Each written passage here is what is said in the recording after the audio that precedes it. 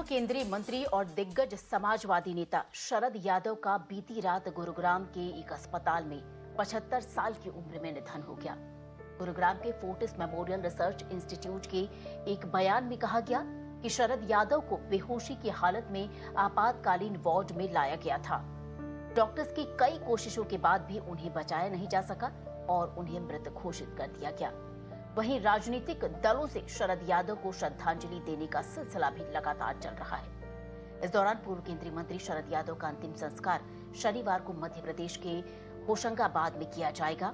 यहीं पर उनका जन्म हुआ था। आपको बता दें कि शरद यादव एक प्रमुख समाजवादी नेता थे जो 1970 के दशक के कांग्रेस विरोधी तख्ते पर उठे और दशकों तक राष्ट्रीय राजनीति में एक महत्वपूर्ण हिस्सा बने रहे और उन्होंने लोकदल और जनता पार्टी के कई शाखाओं के माध्यम से राजनीतिक गलियारे में यात्रा की।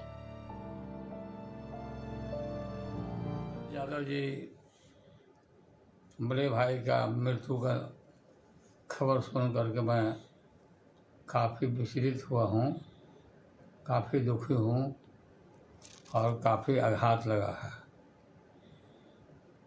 शरद यादव जी, माननीय मुलायम सिंह यादव जी और नीतीश कुमार जी और बहुत सारे नेता, हम सब लोग डॉक्टर राम मनोहर लोहिया, चंद नायक कर्पूरी ठाकुर जी के सानिध्य में मिल के राजनीति किया और करते हम लोग आ रहे हैं। न्याय के योद्धा और राजद के वरिष्ठ नेता आदरणीय शरद जी आज हमारे बीच में नहीं रहे। इस खबर को सुनकर के हम सब लोग जो है मर्माहत हैं। इस दुख की घड़ी में उनके सभी परिवार और परिजनों के प्रति हमारी संवेदना है। और माता जी से बात हुई, भाई शांतनु से बात हुई और सभी समाजवादी विचारधारा को मानने वाले सभी योद्धा, सभी लोग उनके साथ खड़े हैं इस दुख की घड़ी में। साहब की तबीयत एकदम से बिगड़ने लगी घर पर। उनको कार्डियक अरेस्ट आया था, दिल का दौरा। फिर यहाँ पर उनके जो नर्सिंग स्टाफ है उनने उनकी चेस्ट को प्रेस किया तो जिससे उनको सांस आया। फिर समझ गए थे हम इनको दिल का दौरा पड़ा है, तो हम उनको अस्पताल की तरफ ले जाने लगे, गुड़गांव फोर्टिस बस पहुंचने से पहले ही उनको फिर से एक दिल का दौरा आया और वो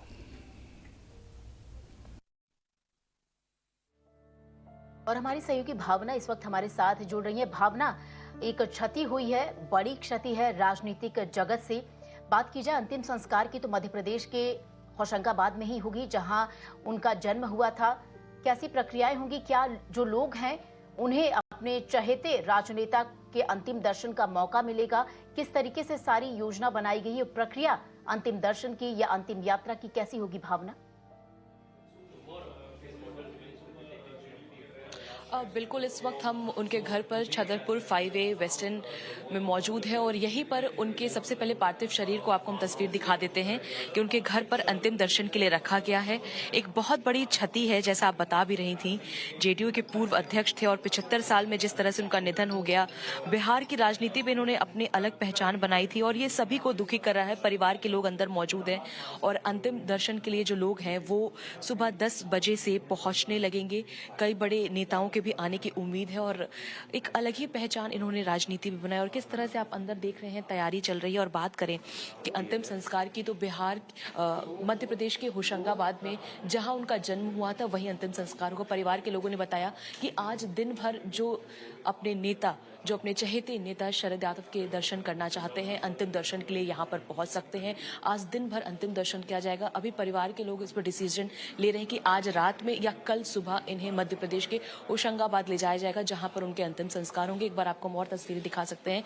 परिवार के लोग इस वक्त बहुत दुख का माहौल है और जिस तरह से इन्होंने एक राजनीति में एक अलग पहचान बनाई शरद पवार ने। और कल भी हमने देखा जैसे ही ये दुखद खबर सामने आई, किस तरह से जो उनके साथ काम करने वाले जो नेता थे, खासतौर पे अभी लालू यादव जो सिंगापुर में अपना इलाज करवा रहे हैं, उन्होंने किस तरह से ट्वीट करके अपने पुराने जो किस्से हैं वो भी साझा किए। तो तमाम नेता श्रद्धांजलि अर्पित कर रहे थे ट्विटर पे। आज उम्मीद है कि बहुत सारे लोग जो है अंतिम दर्शन के लिए यहाँ पहुंचेंगे।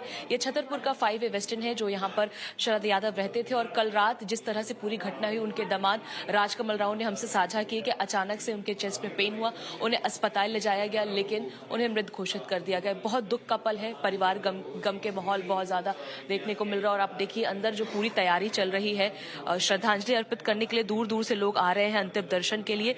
तो अंतिम संस्कार कल यानी कि शनिवार को 14 तारीख को होना है। फिलहाल यहाँ पर अंतिम दर्शन के लिए आज दिन भर जो लोग हैं वो आएंगे। और खास तौर पर देख सकते हैं तस्वीरें 5 वेस्टर्न DLF आवास पर दर्शन के लिए लोग पहुंच रहे हैं। और इसी तरह से सुबह 10 बजे से सभी जो भी अपने चहेते नेता के दर्शन के लिए पहुंचना चाहता है वो यहाँ पर आ सकता है। जी भावना, बिल्कुल जिस तरीके से उनके जो सन इन लॉ है उनकी भी प्रतिक्रिया आई थी कि दिल का दौरा पड़ने से उनकी मौत हुई है, तो क्या पहले से ही वो बीमार चल रहे थे? हालांकि 75 साल के थे, और क्या पहले से बीमार चल रहे थे? कोई बीमारी थी, रेगुलर उनका इलाज चल रहा था? क्या उसके बारे में परिवार से कोई जानकारी मिल पाई है? बिल्कुल, हम उनके दामाद से जब बात कर रहे थे उन्होंने बताया कि उन्हें किडनी में प्रॉब्लम थी और काफी समय से राजनीति में वो सक्रिय नहीं भी नजर आ रहे थे। उनकी तबीयत बहुत दिनों से खराब थी, उनका इलाज गुरुग्राम के फोर्टिस अस्पताल में चल रहा था। लेकिन कल घर पर रहने के दौरान ही उन्हें जब चेस्ट में पेन हुआ तो जो उनके नर्सिंग स्टाफ थे उन्होंने मदद की, उनके चेस्ट को दबाया, लेकिन उनको सांस आ गई। लेकिन जब अस्पताल ले जाया जा रहा था वो गाड़ी में बात भी कर रहे थे, लेकिन जब अस्पताल पहुंचे उनकी हालत और ज्यादा क्रिटिकल हुई, जहाँ पे डॉक्टर ने उन्हें मृत घोषित कर दिया।